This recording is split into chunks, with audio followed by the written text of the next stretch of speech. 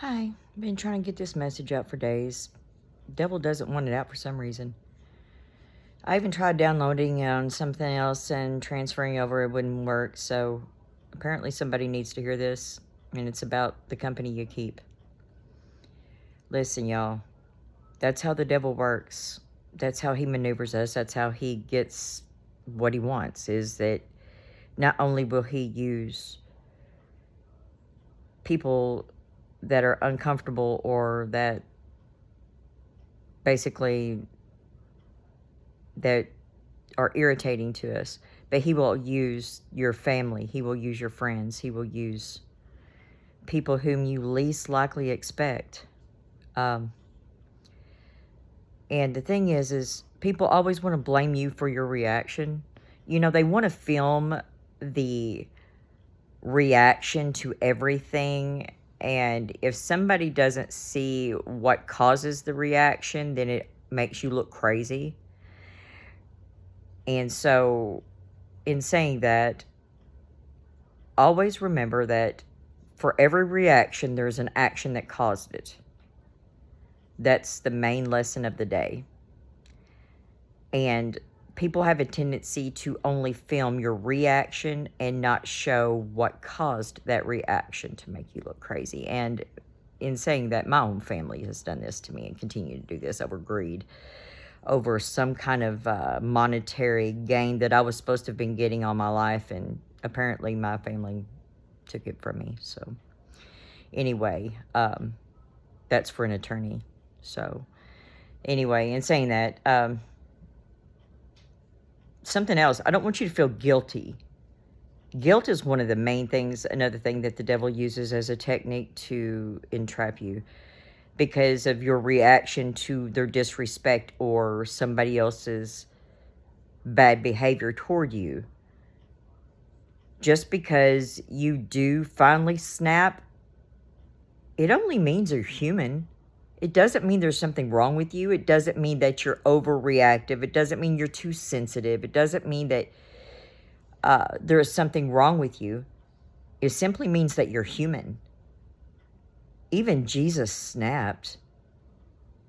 He took and he got mad because people were being used and they were being robbed.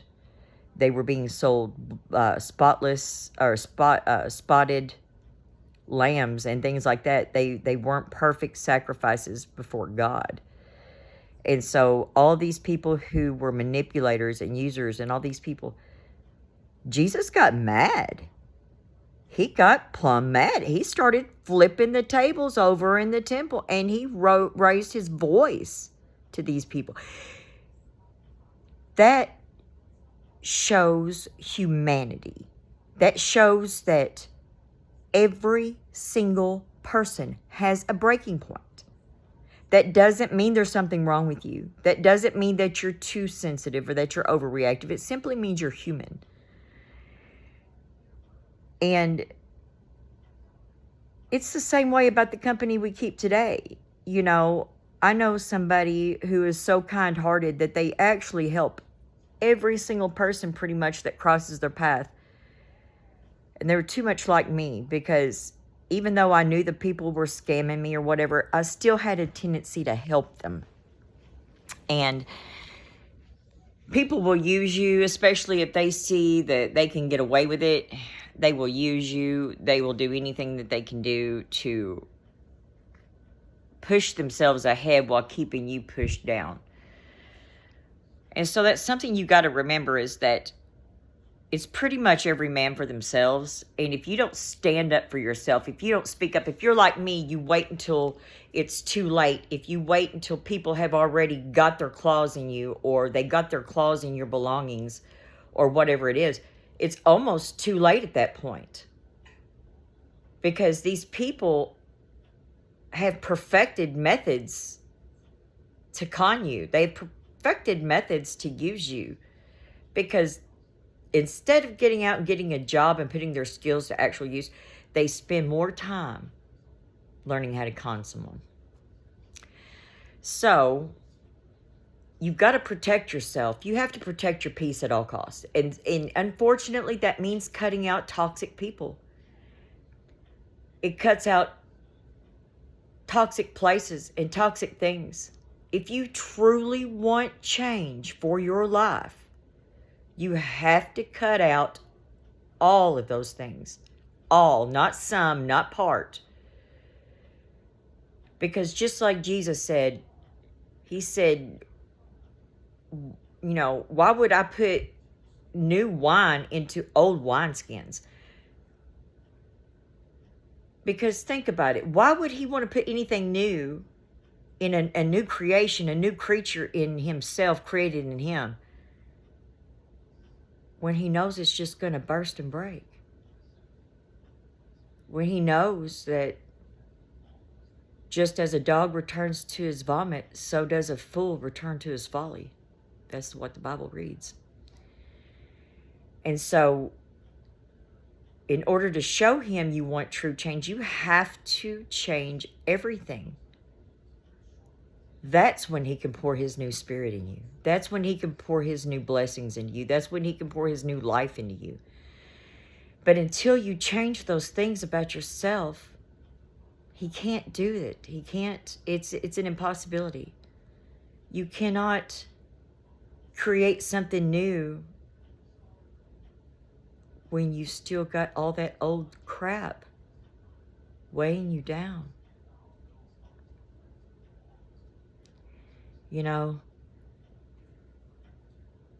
That's the same thing about like holding grudges. How can you expect God to bless you if you're holding on to a grudge? How can you expect God to forgive you if you're not willing to forgive somebody else? How can you expect him to continue to bless your life when you're cursing other people? He can't. And just as the rain falls upon both the just and the unjust, and God says that the secrets of the Lord's are his, and he says, I will have mercy on who I will have mercy, and I will have compassion on whom I have compassion. It's not for us to judge. God knows something that you don't. And maybe it was a past life experience that caused that person to be so blessed in this life. But God hasn't given up on them yet because they're still alive. We often wonder why God blesses some people and doesn't bless others. Because, baby, he knows you're blessed. He knows you have what it takes already. He's still working on these other people that he knows are his. Who are we to judge God's divine plan? Who are we to judge his or question his judgments? Who are we? We're not anybody. He's the one that laid his life down, not us. He died for ours. And there is no greater love than he who layeth down his life for another man. And that's why I respect veterans so much, and that's why I had such a big heart to train service dogs for them. Still do. I just haven't gotten my business back together, but it will. I have faith, and because what greater love is it than someone who would actually lay their life down for you, at least even so you could be free? I mean, that's very deep, and that's why I've got such respect. And thank you for your service to all the veterans. I greatly, if no one else ever tells you, I want to tell you that. But toxicity reaps toxicity. Evil reaps evil. Anger reaps anger. Kindness reaps kindness, though. Positivity reaps positivity. The more that you're kind to somebody, the more they want to be kind to somebody else. And then they want to be kind to somebody else. And it's contagious. It doesn't cost a thing to be kind to somebody. Not a thing. And I live by one true motto in life. is if you can't help somebody, don't hurt them. And that should be the law of the land. If you can't help somebody excel, at least don't do anything to hurt them. Because who are you in the big scheme of things? Because when you show up for Judgment Day, he's not going to say, all right now, Mr. Jones, Mr. Williams, Miss whoever, you need to come to the front of the line, you know. That's because what your name is. You know, he's not going to do that because God isn't biased. You're going to have to understand. It doesn't matter what your name is or what your status is here on this planet. God says those who are first will be last, and those who are last will be first. He says the meek will inherit the earth. He put you in the position that you're in to influence other people, to do good things in his name, to pull out works that nobody else could pull off. Because when he ordained you for a position of authority, he did that to excel you, to do great things in his name. When he put you in that position of authority, he gave you his spirit to do just and to do right and to bring about his will. And that goes for anybody who's in a position of authority. He put you there. He placed you there strategically because he knew that if anybody in this world could bring about justice or could bring about his word or could bring about anything good, it would have been you, regardless how you feel about him now. That doesn't mean that he didn't know before the foundation of the earth was ever created that you would have a change of heart. Even if you're a non-believer, he knew you before the foundation of the world was ever created. Your name was written on his hand. He knows exactly how many hairs are upon your head.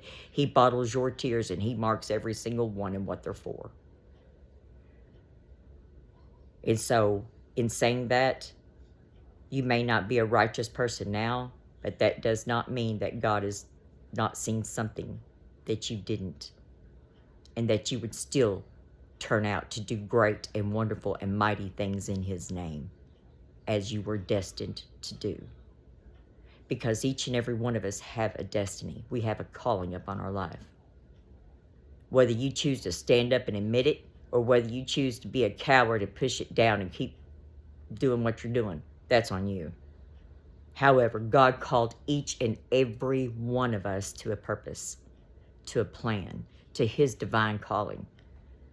I used to kiss my kids every single day and tell them you were meant for great and wonderful things. Every day. Because I wanted them to know and to be confident in that rest assurance that no matter what, God had their back. That God's still destined them. No matter what society says about you, no matter who's ever said what or spoke over whatever, it doesn't matter because you have to stand in what God says about you. He says that you are beautifully and wonderfully made and you are perfect in his sight. Doesn't matter how you were born. Doesn't matter who you were born to. It doesn't matter what life has thrown at you. God destined you for great and mighty and powerful things. Society, family, people who we used to call friend, those people, you know, they will tear you down. They will make you feel like you are less than because they can't see their purpose, you see. Most of them, that's kind of how it goes. They just can't see their purpose. They don't know what their divine calling is. So instead of trying to figure out what theirs is, they decide they're just going to take yours. Or they're just going to stifle yours. Don't let them do it. I did it. And I'm sorry for it.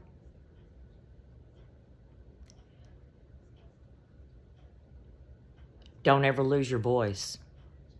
Because the second that you let them take it away from you, it's the hardest thing in the world to get back. Trust me, I know. But I found my voice now, and I'm not going to let it go. And That's another thing to you women. Anybody who's been abused. Anybody, and even men. Even men, I know men who's been abused. Stand up and take your voice back. God says, do not fear man, for what can man do to you but take your life? The only thing that you need to fear is the one that can take your soul. Once you ever understand that principle, you become fearless. And see, that's what the enemy hates, is when you become fearless.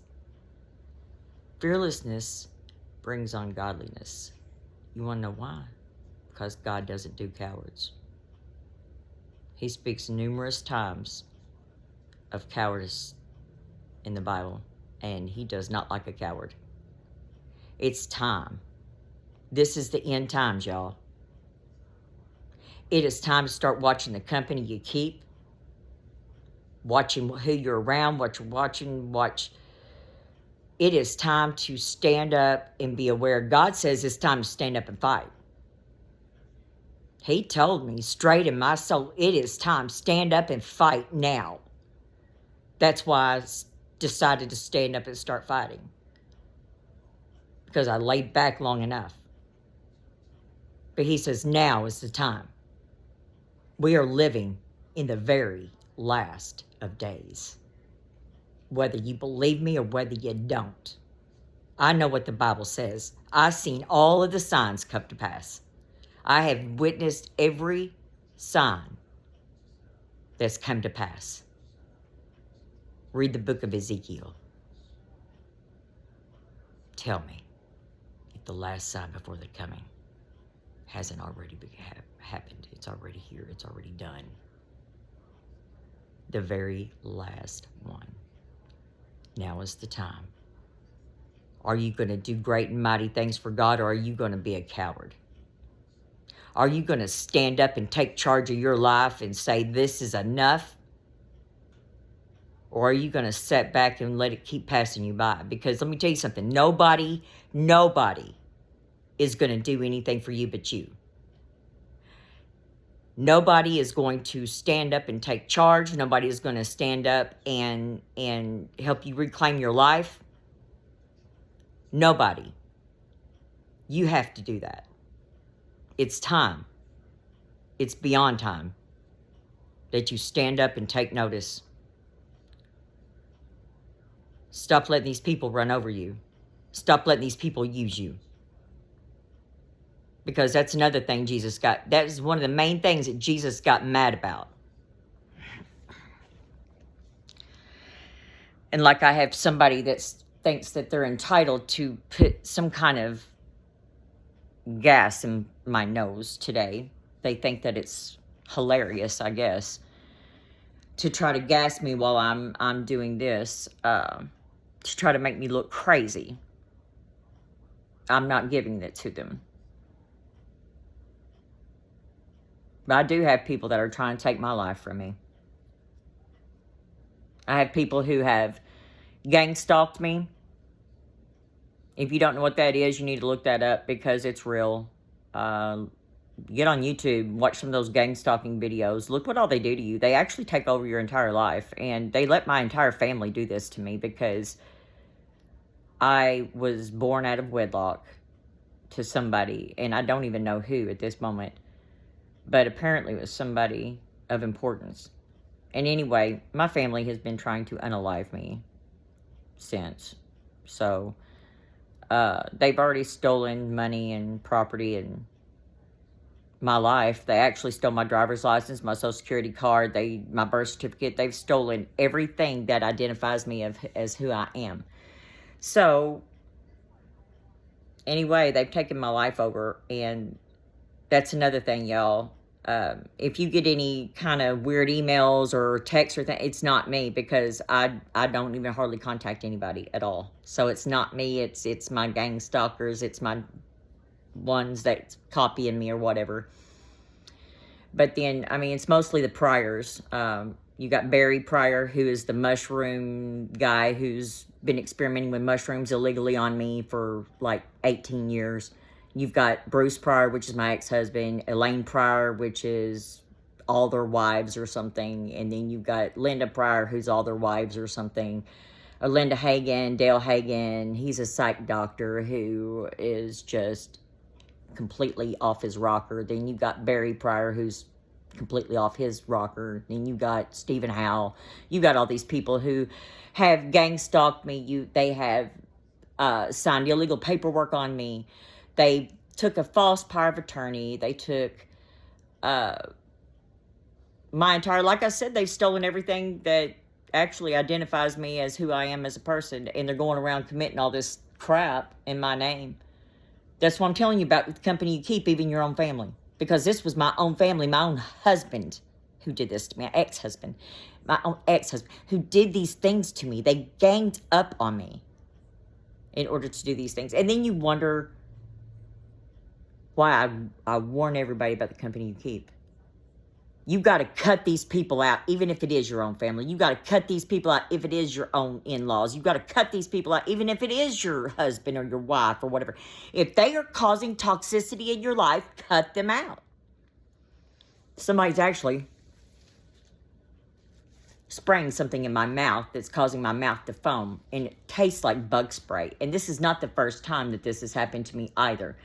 I've been being sprayed with Roundup and bug spray for years. You can see the foam on my mouth. But this is also due with my ex-sister-in-law, Pamela, and all them who was seeing my husband while she was with my brother, even. So, anyway, make a long story short, they're attacking me really hard because I'm making these videos, and that's why none of them hardly are getting posted. But if you can, share this as much as you can, because this needs to be brought to attention. All this gang stalking and all this harassment. They won't even let me sleep. They have physically, mentally, psychologically abused me to the point where I'm so weak I can't even hardly get up and do my daily things anymore. I mean, that's how badly I've been gang stalked and harassed and abused. And somebody needs to bring attention besides myself, because the police think I'm crazy. Because they pulled this little invisible man trick. For those of you who don't know about that, you need to look that up too, because that's really scary. Somebody can be right in your house and you not even know that they're there. Especially if they do a couple things like put stuff in your eyes. Or do that MK Ultra where they take and they illegally implant, like Dr. Logan did in my ears, implant those devices in your ears without you knowing it. And they have this sound thing that they can use on you. It's called MK Ultra. Read it. The Mandela effect, that is real. There are many things that are real that you need to start being aware to, because everyday people have access to this stuff, not just the military. So, in saying that, people need to do their homework. Watch the company you keep, y'all. Satan's not letting me get this message out for a reason.